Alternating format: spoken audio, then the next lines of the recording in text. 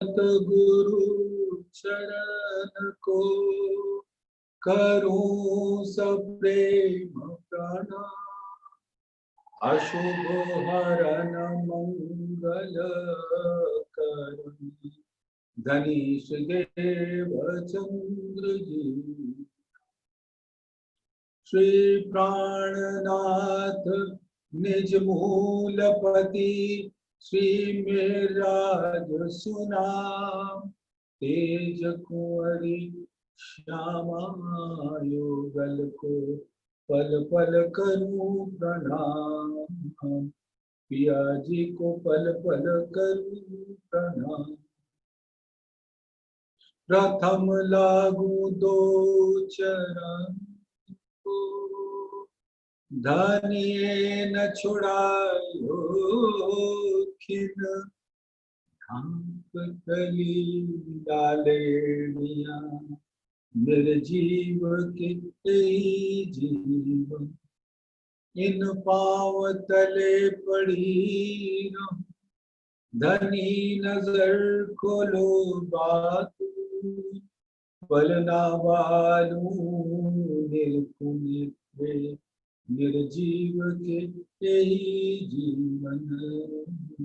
निर्जीव के जीवन। धामधनी अक्षरातीत के परम प्यारे लाडले सुंदर साथ आप सब अपनी सुरता से मूल मिलावे में विराजमान हैं और धामधनी के हुक्म से इंद्रावती जी वर्णन कर रही है राज्य के श्रृंगार का, दूसरे श्रृंगार।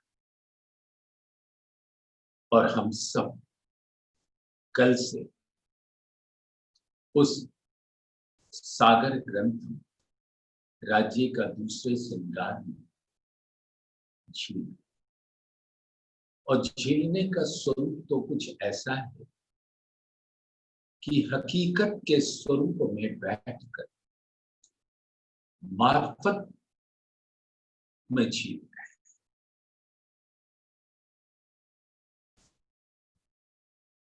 कल ये बात हम लोगों ने अपने दिल के अंदर धारण की कि सिर्फ एक है, अल्लाह एक, मालिक एक, परब्रह्म एक, द्वितीय नास्ति, दूसरा कोई नहीं है, सिर्फ परब्रह्म राज्य अक्षरातीत। तो और लीला भी उनकी ही है, उन्हीं के हकीकत स्वरूपों के सब। जो कहते हैं वो कहते हैं, जो सुनते हैं वो सुनते हैं। जितनी लीलाएं हैं वो सब उस अद्वैत की लीला है जिसे स्वलीला अद्वैत कहते हैं। तो कहने वाला एक, सुनने वाला एक, पढ़ उत्तर देने वाला एक। उस एक के अलावे अगर हमारा दिल कहीं और चला जाए तो शायद चूक हो जाए। यही बात परम धाम में नहीं बताते कि जो कुछ है वो हमारे प्राण प्रीतम का स्वरूप है, मैं भी उनका लीला स्वरूप अंग, और जो उनके अंग अंग में है यानी इश्क का सागर, वही हमारे अंग अंग में। और बातें तो वैसी वहदत की होती हैं जैसे आप कहीं पहाड़ियों में जाए, वादियां हैं, चारों तरफ पहाड़ों से आप घिरे हुए हैं, पहाड़ों पे सुंदर सुंदर वन हैं, वृक्ष हैं, घाटी है, वहां से एक आवाज दीजिए,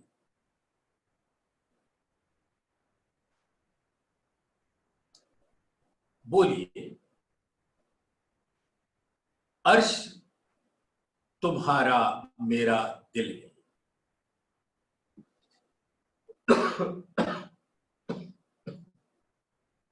तो बोल आप रहे हैं और उसकी प्रतिध्वनि पड़वो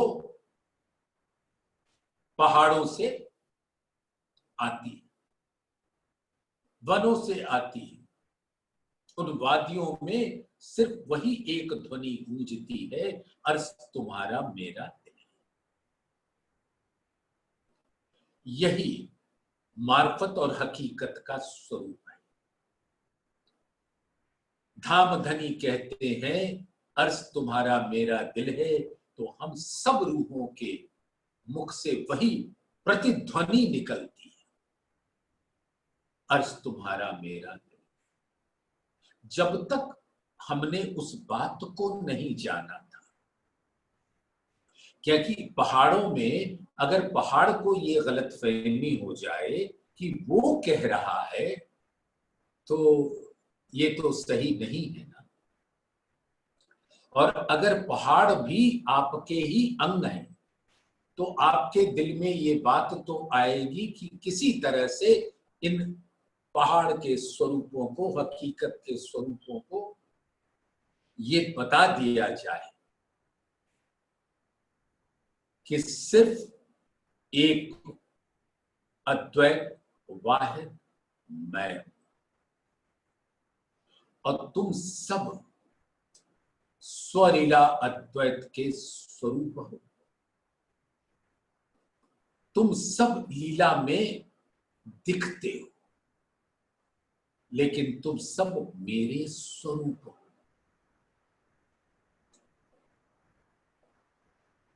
और जब ये पता लग जाएगा, तो धामधनी के मार्फत का रस स्वतः ही हकीकत के स्वरूपों में यानी आत्माओं के अंदर आने लगेगा। तो अर्श तुम्हारा मेरा दिल है, तुम आए करो आराम, सेज बिछाई रुच रुच के यही तुम्हारा विश्राम। यानी धामधनी ही कह रहे हैं कि मेरे दिल के अंदर जो अनंत सागर लहरा रहे हैं, वही तुम्हारा सेज है। उसकी शीतलता, चैतन्यता, कोमलता, सुगंध ही, उसकी नरमाई ही तुम्हारा सेज है। और तुम उस पर जब विराजती, तो तुमको मेरे दिल का, मार्फत का अनंत रस प्राप्त होता है। अर्श कह्या दिल मोमिन, अर्श में सब विसार। और मोमिनों का दिल कौन है? पर ब्रह्म का दिल, अक्षरातीत का ही एक दिल है। और ये गलत फहमी ना हो जाए, मोमिनों का दिल, श्यामा जी का दिल, राज जी का दिल, ब्रह्म सृष्टियों का दिल, अरवाहों का दिल, सुंदर साथ दिल सिर्फ एक है, एक, और वो पर ब्रह्म का दिल है, अक्षरातीत का दिल है, नूर जमाल का दिल, नूर है। और वो एक दिल का जो मूल स्वरूप है, वही नूर है। हाँ, जब उसके द्वारा लीला प्रकट होती, तो कहते हैं अर्श कहा दिल मोमिन। तो एक दिल अर्श है जिसके अंदर सब विसात है, परम धाम का स्वरूप विराजता है, और सभी ब्रह्म सृष्टियां विराज। हक हादी अर्श मोमिन, सो तो पहले हक दिल माए। यानी जो हकीकत का स्वरूप है, हक हादी जुगल स्वरूप, अर्श परम धाम के 25 पक्ष, और मोमिन यारी वो 12,000 ब्रह्म सृष्टि।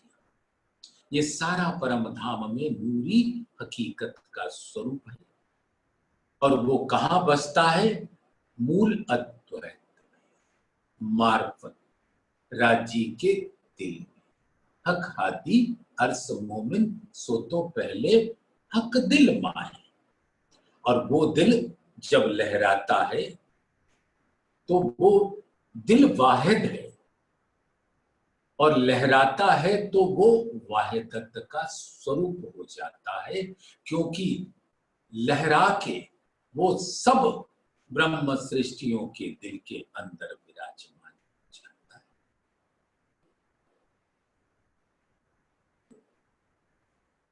है। ऐसे परम धाम का स्वरूप धामधनी के दिल में है। धामधनी का दिल सब रूहों के दिल में है, और परम धाम का अनंत सौंदर्य और नूर धामधनी के दिल में है, और इसलिए हर आत्माओं के दिल में। इश्क सुराही ले हाथ में पिलाओ आठों जाम, अपनी अंगना जो अर्श की ताए दीजिए अपनों ताम। अब इश्क का सुराही कौन ले सकता है? जो इश्क का स्वरूप है। जैसे कल भी बात हुई आपस में कि सागर की लहरें सागर का रसपान करें तो कैसे? जल अगर जल का रसपान करना चाहे तो कैसे करे? लेकिन जब मार्फत और हकीकत के पूर्ण भेद खुल जाएंगे, तब आप अपने दिल में ये विचार सकोगे कि धामधनी एक वाहिद स्वरूप, अद्वैत स्वरूप, और उनके दिल में अनंत सागर लहरा।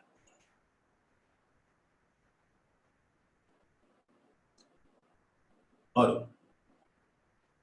वो इश्क का सागर के अंदर सभी सागर अरस परस, और उन सागरों का रस पर आत्म बैठी बैठी राज्य के चरणों में पीती किस प्रकार से है, इस बात को आप अपनी सुरता के द्वारा देख सकते हैं। धामधनी के तन के जो नैन हैं, सुंदर, अनियारे, पके, तिरछे, तेजवंत तारे लिए हुए, सौंदर्य से परिपूर्ण, वो इश्क की सुराही है, जहां से धामधनी अपने दिल के अंदर विराजमान अनंत सागरों से भरकर वो सुराही, और ये दो नैनों में जो पुतलियां हैं उसके द्वारा पर आत्म के नैनों में डालते हैं। तो पर आत्म के नैन हुए वो प्याले, और धामधनी के नैन हुए वो सुराही। और रस कहां से आता है? धामधनी के दिल से। और ऐसा मत सोचिएगा सुंदर साथ की पर आत्म परामोश है तो वो इश्क के रस से वंचित है। ना, बिल्कुल नहीं। धामधनी ने उनके दिल के नैन को बंद कर रखा है, लेकिन तन के जो नैन हैं वो खुले हुए, दिखाई कुछ नहीं पड़ रहा, क्योंकि दिखने का जो आनंद है वो तो दिल लेता है। तो तन के नैन कुछ नहीं देख पा रहे हैं, लेकिन खुला हुआ है। और धामधनी पैदर पे अपने दिल का दिल रूपी सागर का जो रस है अपने नैनों से पर आत्म के नैनों में डालकर उनके दिल में पहुंचा। और ये प्रक्रिया कभी बंद नहीं होती, अनवरत ढंग से चलती रहती है, निरंतर पैदल। तो पर आत्म के दिल में धामधनी के दिल के सागरों का रस तो पहुंचता ही रहता है, बस क्या पहुंच रहा है इसकी सुध नहीं है। वो सुध देने के वास्ते धामधनी हम रूहों के प्रतिबिंबित स्वरूप को अपने हुक्म के द्वारा इन तनों में लेकर विराजे। तो इश्क सुराही ले हाथ में पिलाओ आठों जाओ। अब इस ब्रह्मांड के अंदर धामधनी का जो मूल स्वरूप है वो आवेश स्वरूप में उस तन में स्थित है जो कभी मिहिरराज ठाकुर का नाम हुआ करता था। मिहिरराज ठाकुर का तन था, अब वो तन अक्षरातीत का आवेश का तन, और उस तन के अंदर वो परम धाम के पर ब्रह्म नूर जमाल के दिल का अनंत सागर इस आवेश स्वरूप प्राणनाथ के दिल में वैसे ही लहराता है जैसे परम धाम में राज्य के दिल में लहरा, बिल्कुल वैसा है। लेकिन यहां पर इसमें इल्म का रंग प्रकट हो जाता है, और इल्म के रंग के अंदर अनंत सागरों के रंग होते हैं। बस इतना ही तो अंतर होता है। और परम धाम में जो सागर की लहर है, पहले इश्क और उसके नीचे सातों सागर। यहां पर पहले इल्म और फिर सातों सागर का रस। तो जिसने यहां इल्म पिया और धामधनी के स्वरूप को उस इल्म से अपने दिल में लिया, तो वस्तुतः वो इश्क के सागर में लहरा रहा है। और परम धाम के अंदर तो साक्षात इश्क के स्वरूप धामधनी के अंगों से पर आत्म उसका रस का पान करती है। इल्म दिया आए अपना भेजी साहेदी अल्लाह कलाम, रूहें त्रिखावंती हक की सो चाहे धनी प्रेम भाम। तो यहां पर आकर आवेश स्वरूप से अपने दिल का इल्म का सागर प्रकट कर दिया और भेजी साहेदी अल्लाह का। और इस जागनी के ब्रह्मांड में धनी देवचंद्र जी के तन से श्यामा जी लाए, और वही स्वरूप इंद्रावती के तन के दिल के अंदर विराजमान होकर धामधनी के इल्म को प्रकट कर रही है। हकी स्वरूप प्राणनाथ। तो इसी धामधनी के हुक्म ने पहले से ही वो 90,000 हर्फ जो रसूल साहब को सुनाए, वो इस संसार में आने वाले लोगों को इस प्रकार से उसको प्रकट किया कि वो साहेदी देंगे तो लोग यकीन करेंगे, अन्यथा कोई बात कही जा रही है किसी के पल्ले ही नहीं पड़ेगी। तो भेजी साहेदी अल्लाह कलाम, वेदों को भेजा, भागवत को भेजा, और श्री कुरान पाक को पहुंचाया। और ये सभी ग्रंथ साक्षी देते हैं कि धाम धनी अपना इल्म खुद जाहिर करे। इल्म दिया आए अपना, और यहाँ पर आकर अपना इल्म अपने आवेश स्वरूप से प्रकट किया। ऐसा सुंदर इल्म का जो रस है, रूहें त्रिखा बनती, रूहें प्यासी है धाम धनी के दिल का रस पीने के वास्ते। रूहें त्रिखा बनती हक की, सो चाहे धनी प्रेम का। वो धाम धनी के संग अब इल्म से जागृत होने के बाद उसी प्रकार की प्रेम की लीला में मग्न होना चाहती है, जैसे परम धाम में। फरमान ले आया दूसरा, जाको सुख जीना। और फरमान यानी दूसरा साक्षी ग्रंथ भागवत पुराण, जिसको सुखदेव मुनि ने प्रकट किया।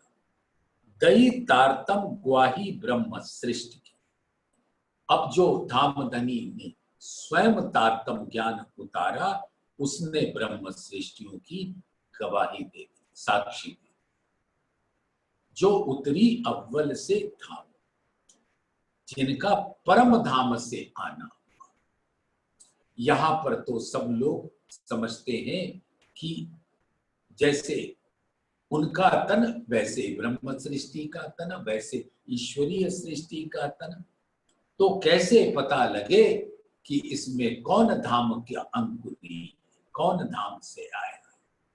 कहते तो हैं ब्रह्म सृष्टि आई धाम से, अक्षर खेल देख। लेकिन कैसे पता लगे कि कौन सा तन ब्रह्म सृष्टि का है और कौन सा तन कोरा जीव सृष्टि का है? नहीं पता, क्योंकि सारे तन दिखने में एक जैसे, बाहरी क्रियाओं से एक जैसे। जैसे वो खाते हैं वैसे ब्रह्म सृष्टि खाते हैं, जैसे वो स्नान करते हैं नित्य क्रिया, वैसे ही ब्रह्म सृष्टि करते हैं। कोई फर्क नहीं पड़ता। एक ही घर के अंदर मानो सिर्फ एक ब्रह्म सृष्टि का तन, और बाकी तो माता है, पिता है, भाई है, बहन है, नाते रिश्तेदार है। सबने वैसा ही तन धारण कर लिया। और यहां पर माँ बाप ने समझ लिया कि ये बच्चा तो मेरा है। लेकिन वो तुम जो समझो समझना है वो समझो, लेकिन वो तो धाम की है। और ये गवाही किसने दी? तारतम ज्ञान धामधनी ने खुद,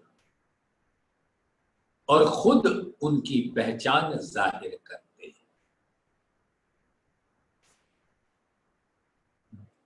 जब श्यामा जी को आदेश मिला, लाओ बुलाओ तुम रूह अल्लाह, जो रूहें मेरी आसे, रब्द किया प्यार वास्ते, कहियो कहलाया। तब उन्होंने पूछा था कि मैं उन्हें कहां ढूंढूं, मैं उनको कैसे पहचानूंगा। तब धामधनी ने कहा, ये तुम्हारा काम नहीं, वो स्वयं ही तुम्हारे पास आ जाए, उनको मैं भेजूंगा। और जब मैं तुम्हारे पास भेजूं, तो जो तुम्हें तारतम ज्ञान से तुम्हारे दिल को रोशन किया है, वो तुम इनको रोशन करना और बता देना कि इश्क किसका है। वही स्वरूप बताना, ध्वनि और प्रतिध्वनि।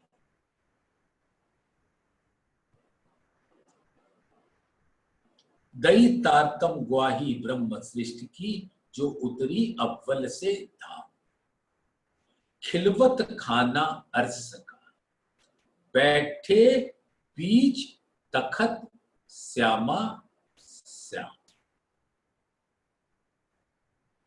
वो पांचवी रंग महल के प्रथम होम की, पांचवी गोल मूल मिलावे की हवेली। खिलवत का स्वरूप है धाम धनी के दिल का स्वरूप, और उस दिल के अंदर विराजता कौन है? हक हादी अरसमों में। इस चौपाई को, श्रृंगार ग्रंथ की इस चौपाई को दूसरे प्रकरण की अपने दिल में ऐसे नक्श कर लो कि हर घड़ी हर पल वो मार्फत और हकीकत का स्वरूप आपके दिल के नैन की नजर के सामने हर घड़ी हर पल लहराता रहे।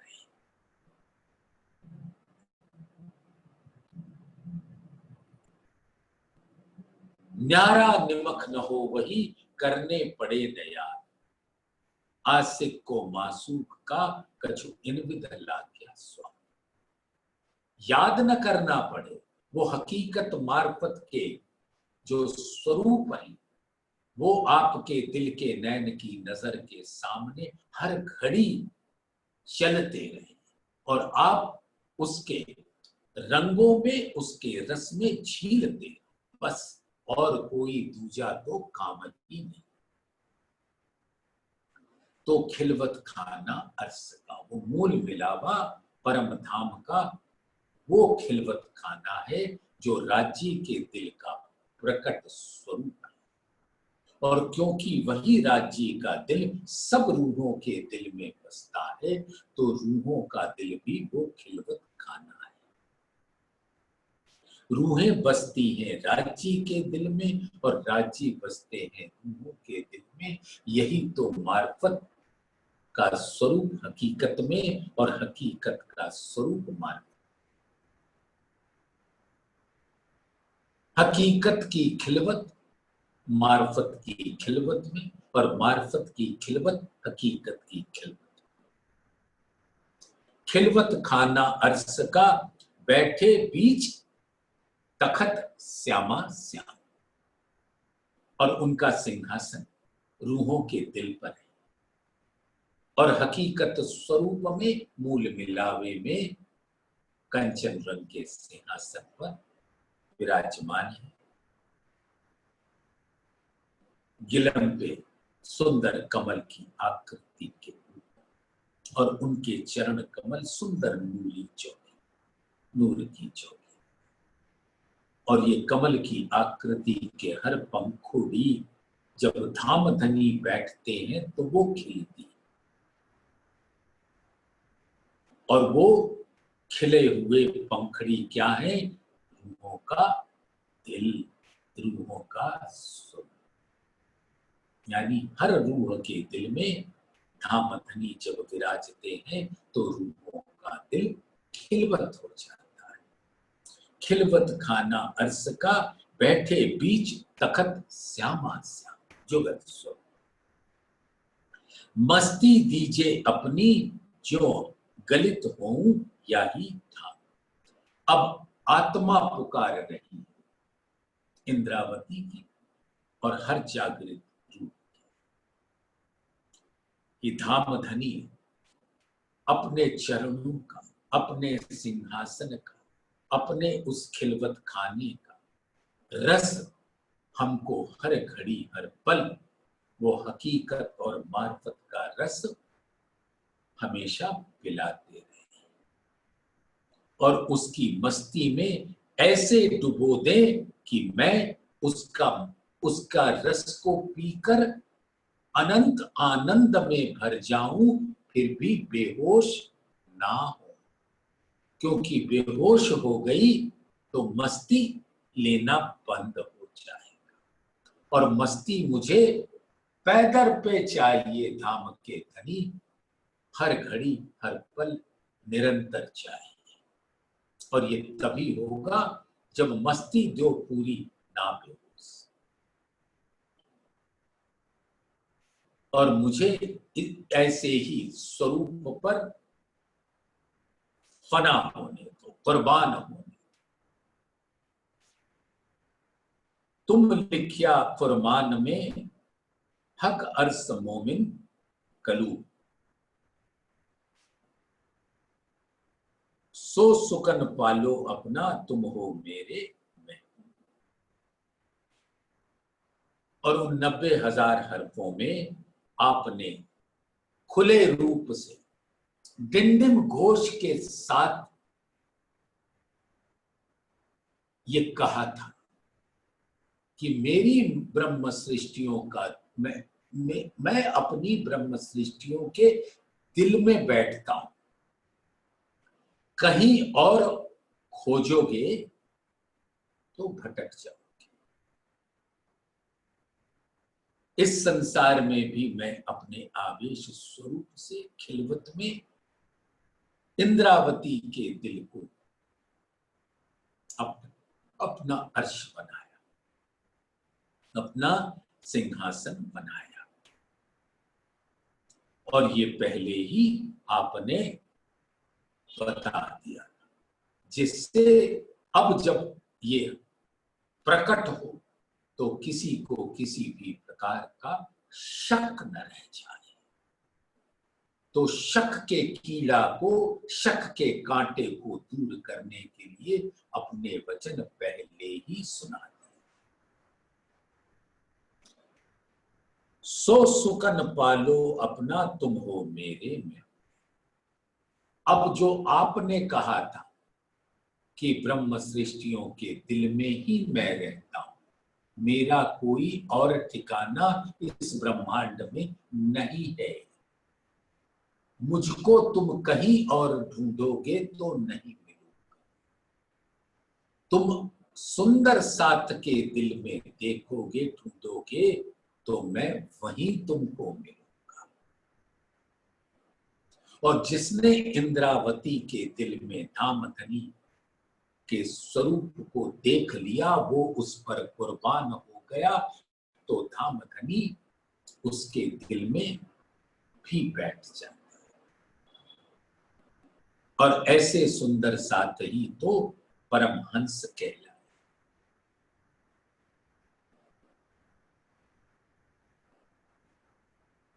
और भी लिखा समनून को, हक दोस्ती में बादशाह, सो कौल पालो अपना मैं देखूं महबूब की राह।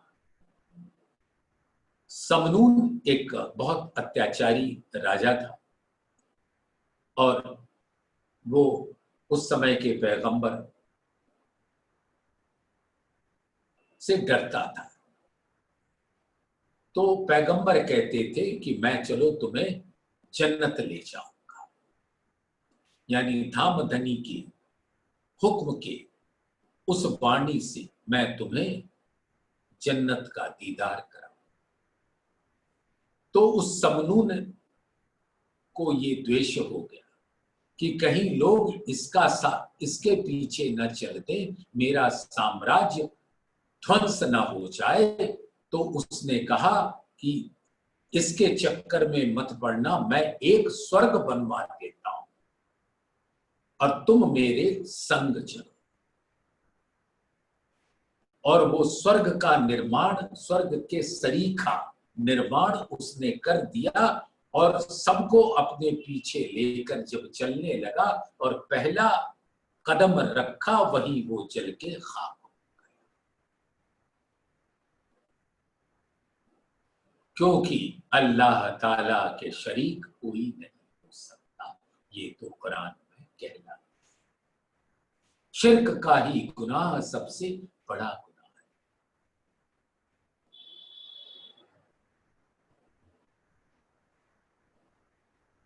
ये जो जीवों में प्रजनन की प्रक्रिया है,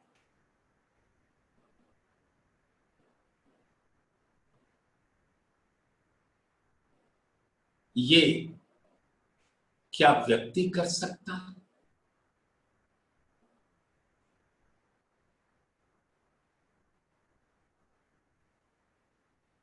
चलिए सुंदर सा आप सब समझते हैं, उसमें लिखा है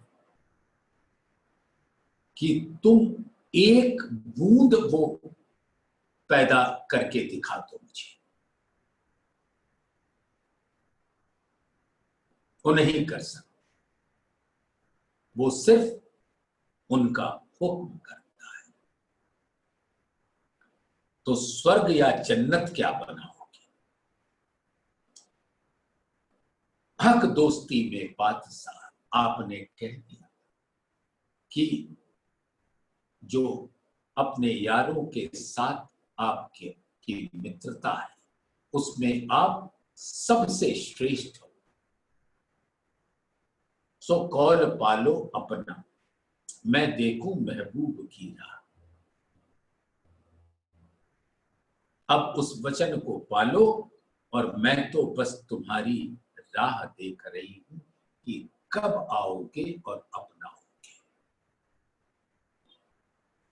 कहूं अबलो जाहिर ना हुई, अर्स बका हक सूरत। हृदय आओ तो कहूं, इत बैठो बीच तक। जो बातें आज तक प्रकट नहीं हुई,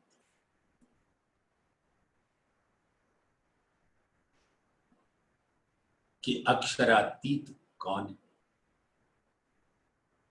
अद्वैत स्वरूप कौन है,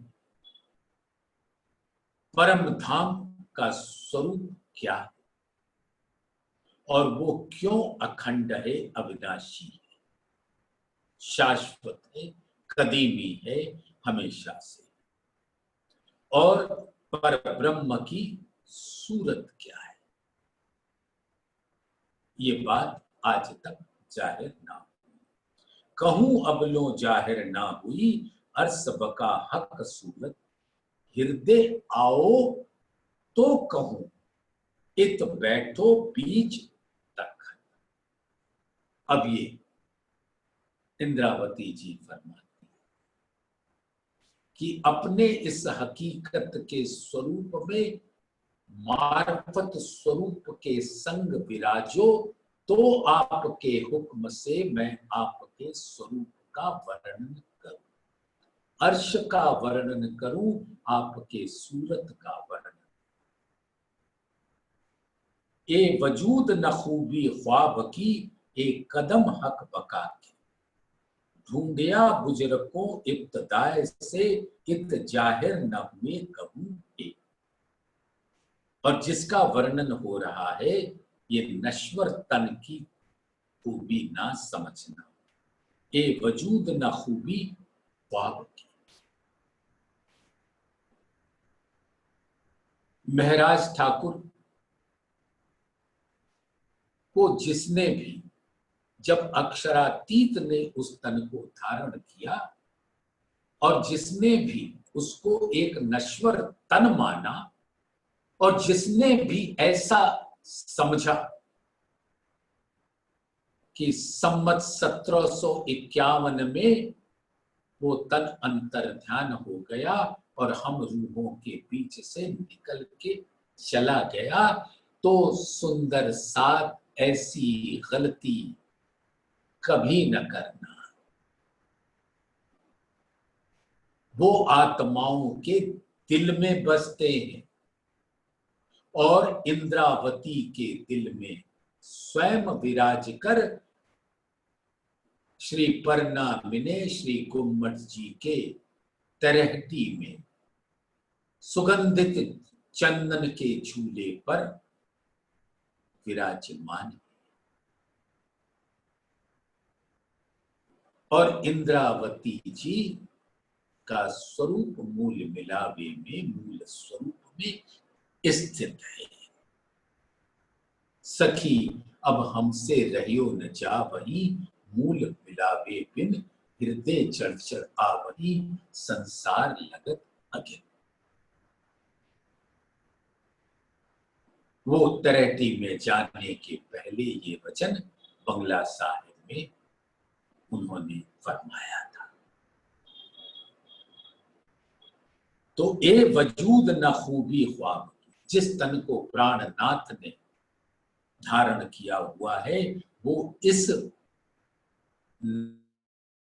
नश्वर तन उसको ना समझ लेना। जैसे आपके और हमारे एक कदम हक बका के, और उसके अंदर अखंड धाम के आवेश स्वरूप अक्षरातीत के चरण कमल विराजते हैं। ढूंढिया बुजुर्गों इब्तदाए से, और बड़े बड़े ऋषि महर्षि पीर पैगंबर काल कालांतर से युग युगांतर से जो भी इस ब्रह्मांड के ज्ञान या वेदों के ज्ञान से ग्रहण कर सके, उन्होंने बहुत ढूंढने की कोशिश की। ढूंढिया बुजुर्गों इब्तदाए से, जब से ये आद अनाद की माया का ब्रह्मांड है, तब से ढूंढा जा रहा है कि परब्रह्म कौन है, उनका नाम धाम स्वरूप लीला क्या है। इत जाहिर न हुई कभी, कभी वो प्रकट नहीं, लेकिन अब इस जागनी के ब्रह्मांड में वो स्वयं प्रकट होकर अपनी पहचान और अपनी ब्रह्म सृष्टियों की पहचान दे रहे। पहले उनकी पहचान, फिर ब्रह्म सृष्टियों की पहचान, फिर परम धाम की पहचान, और फिर परम धाम की लीलाओं की पहचान। तू कौन आई इत क्यों कर, कहाँ है तेरा वतन नार, तू कौन कसम की दृढ़ कर बहुवचन। ये सारी बातें जो इब्तदाए से, आदि अनाद से बड़े बड़े लोग, तपस्वी, ऋषि महर्षि जन ढूंढ रहे, वो आकर उन्होंने इस स्वरूप से, प्राणनाथ के स्वरूप से जाहिर किया। और जिसने भी इसको वो नश्वर तन मान के देखा, उनका क्या होगा वो धाम धनी जाने और वो जाने। उज्जल लाल तली पाऊं की, रंग रस भरे कदम, छब सलूकी अंग अर्श की, रूह से छूटे क्यों दम।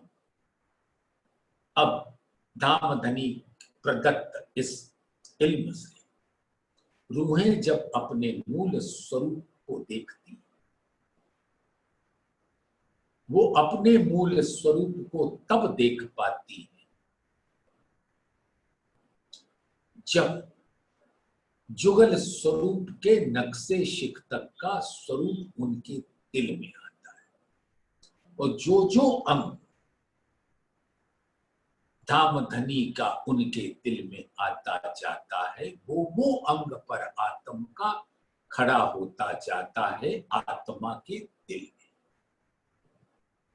और जब वो पूर्ण स्वरूप, जुगल स्वरूप, हकीकत और मार्फत का स्वरूप आत्माओं के दिल में इल्म के द्वारा आता है, तब वो अपने मूल तन को देख पाती है नक्शे शिकता। और फिर उसी इल्म की लहर जब उसको अपने अंग दिखाती है, तो वो आत्मा अपने अंगों को देखती। तो पहले इल्म से वो जुगल स्वरूप के अंगों को देखती, तब पर आत्म के अंगों को देखती, तब अपने अंगों को देखती, जो हूबहू पर आत्म के श्रृंगार में ही सजी होती है, क्योंकि वो उसका ही प्रतिबिंबित स्वरूप है।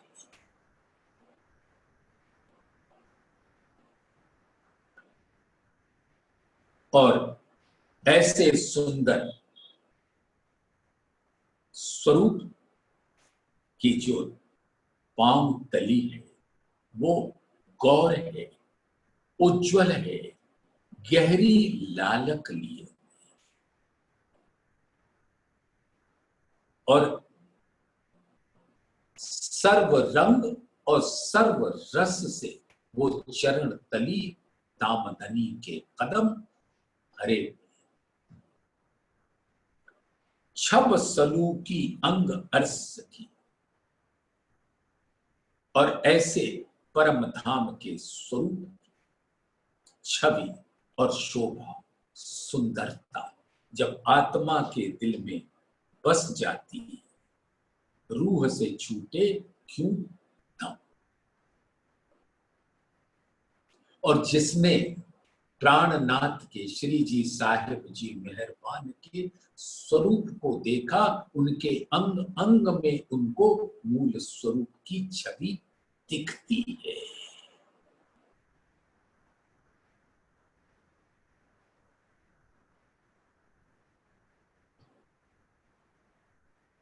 मिहीन ली के चरणों तली, रूह के हृदय से छूटत नाई।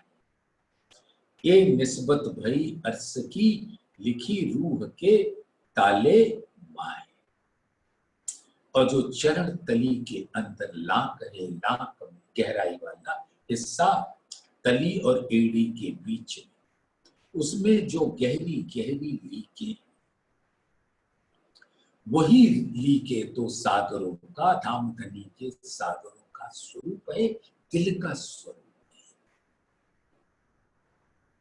और रूहों की निस्बत धामधनी के चरणों से, यानी उनके दिल से, यानी उन लीकों से, यानी कि उन सागर से। वो अनंत सागर के स्वरूप जो है, वो धामधनी के दिल के स्वरूप है, जिनका हकीकत स्वरूप ही श्यामा जी है, और हम रूहें उनके नूरी अंग हैं, यानी उसी सागर की लहरें हैं, जो सागर का स्वरूप श्यामा जी। तो मिहीन ली के चरणों तली, रूह के हृदय से छूटत नाहीं। अब रूहें उस स्वरूप को अपने दिल में ऐसे बसा लेती हैं कि वो कभी उससे छूट नहीं सकती, क्योंकि यही तो परम धाम की असल निस्बत है, आत्माओं की निस्बत है इन चरणों से, पर आत्म की निस्बत है इन चरणों से। और इन चरणों में श्यामा जी विराजमान है। तो हम सबकी निस्बत के मूल स्वरूप हैं श्यामा जी, और उनकी असल निस्बत है धामधनी के दिल से। नख अंगूठे अंगुरियां, सिफत ना पहुंचे सुकन, आसमान जिमी के बीच में, रूह याही में देखे। अब जो धामधनी के चरणों के नख है, अंगूठा है, अंगुरियां है, वो धामधनी के दिल का नूर लेकर प्रकट होती है, और उसकी ज्योति जिमी से अंबर तक पहुंच जाती है। नख अंगूठे अंगुरियां, सिफत ना पहुंचे सुकन। ऐसे अंगूठों की, अंगुरियों की, उसके नख महिमा के लिए कोई शब्द नहीं होते। आसमान जिमी के बीच में, रूह याही में देखे रोशन। तो परम धाम के जिमी से अंबर के बीच में धामधनी के अंगूठा, अंगुलिया और उसके नख अपनी अनंत प्रेममयी जमाली की ज्योति से भर जाती है। एक छोटे नख की रोशनी, ऐसा तिनका नूर, आसमान जिमी के बीच में, जिमी जरे जरा भई सब सूर। अब जो धामधनी के चरण की जो सबसे छोटी अंगुली की सबसे छोटा नख, कोई छोटा बड़ा नहीं होता, लेकिन ये तो सौंदर्य का प्रतीक है, बड़े से उतरता हुआ छोटा, छोटे छोटे री। एक छोटे नख की रोशनी, ऐसा तिनका, और उसका नूर ऐसा है, क्योंकि वो नख भी तो आत्मा है, और आत्मा क्या है? राज्य का दिल है, और राज्य का दिल क्या है? नूर है। तो धामधनी के दिल का नूर उस छोटे नख से भी वैसे ही प्रकट होता है, जैसे उनके पूर्ण स्वरूप का नूर प्रकट होता है।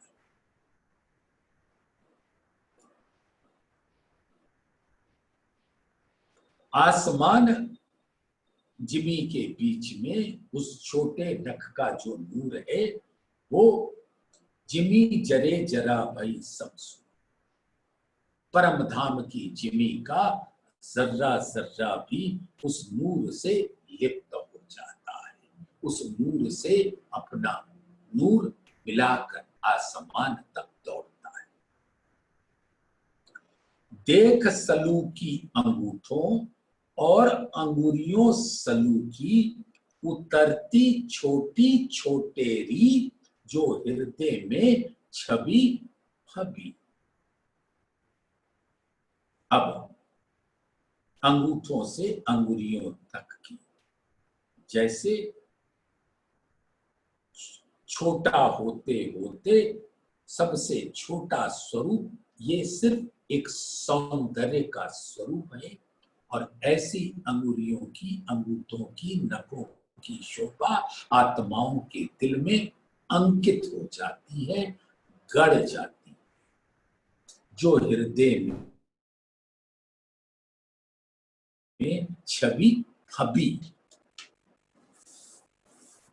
लाल नरम उज्जल अंगुरी, फना टाकन घूटी काढ़ो, आठों जाम रस बका, पहुंचे रूह के तालू में। सुंदर सा, बड़े प्यार से इसको दिल में ग्रहण करने का। जो चरण तली है वो गौर उज्ज्वल गहरी लाल हुई है, तो अंगुरियां कैसी होंगी, वो भी वैसे ही गौर उज्ज्वल गहरी लाल। और सब लालिमा जो परम धाम के स्वरूप में है, वो इश्क का सागर।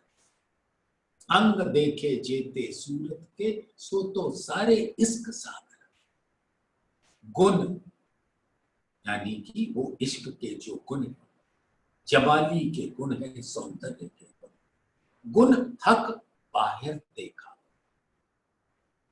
यानी मार्फत के वो जमाली के गुण अपने हकीकत के स्वरूप में प्रकट कर,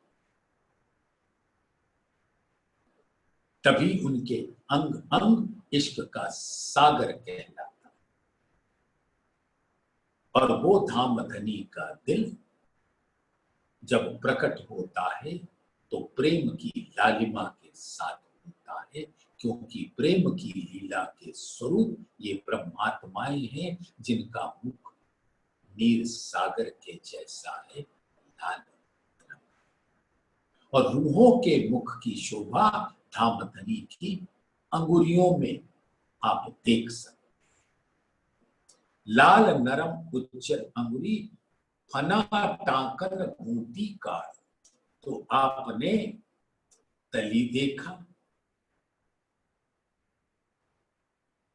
बहुत कोमल, और अंगुरी कोमल है, गौर है, उज्जवल है, लाल है, नरम है, सुकुमार है।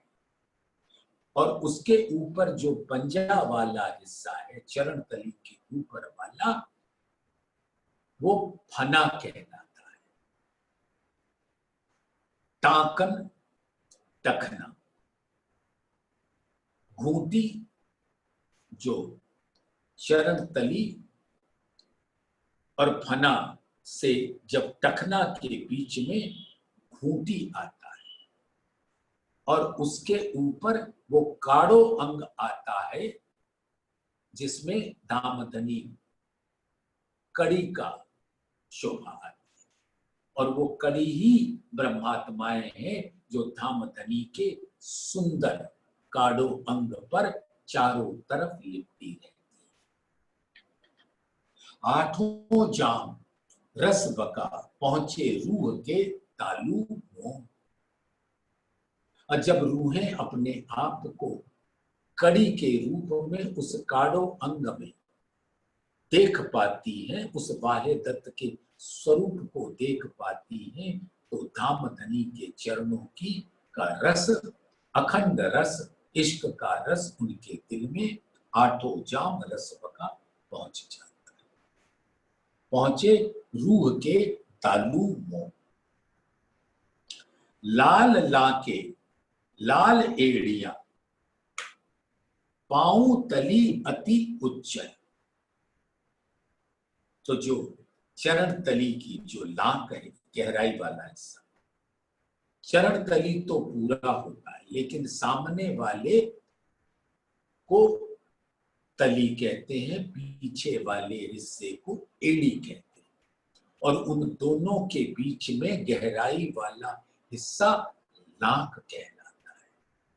और लाक माने गहराई, गहराई ऐसी गहराई जो धामधनी के दिल की गहराई है, और उन दिल की गहराइयों से अनंत सागर उन लीकों में, लाक की लीकों में आकर लहराता है। और सभी आत्माएं उस जल का जीवन है, यानी वो चरण तली के लाक की लीके, और उसके अंदर वो जल ही हमारे आत्माओं के जीवन के आधार है। लाल लाके लाल एड़ी, पांव तली अति उज्जवल। और जो चरण तली है वो अति उज्जवल है। ये पांव बसत जिन हैड़े, सोई आसिक दिल। और जिसके दिल में, छाती में ये चरण तली बस जाता है, रूहें उतरी अपने तन से, और कहिया उतरे अर्श से। तन दिल अर्श एक किए, हके कदम धरे दिल में। इंद्रावती जी के दिल में जब धामधनी ने अपने चरण कमल रखे, तो वो तन और इंद्रावती का दिल, तन दिल अर्श यानी धामधनी का सिंहासन एक हो गया। और यही हाल सब रूहों का हो, यही पुकार है इंद्रावती का।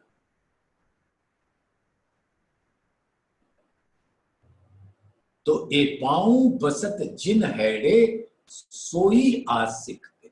और वही दिल आशिक का दिल है।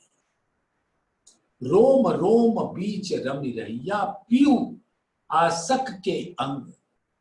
इसके लिए ऐसा किया कोई हो गया एक रंग। और धामधनी तो रंगरेज है, सबको अपने इश्क के रंग में रंग देती है। सबकी चुनरिया लाल रंग की हो जाती है। वही उसका ओढ़ना होता है, वही बिछौना होता है।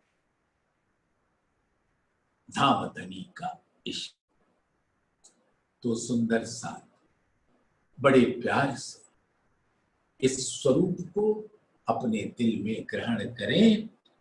ये इस प्रकरण के 17 नंबर की चौपाई है। लाल लाके लाल एड़िया, पांव तली अति उज्जल। ए पांव बसत जिन हैड़े, सोई आशिक दिल। वही दिल आशिक कहलाने का अधिकारी होता है। बोलिए श्री प्राणनाथ प्यारे की जय। बोलिए श्री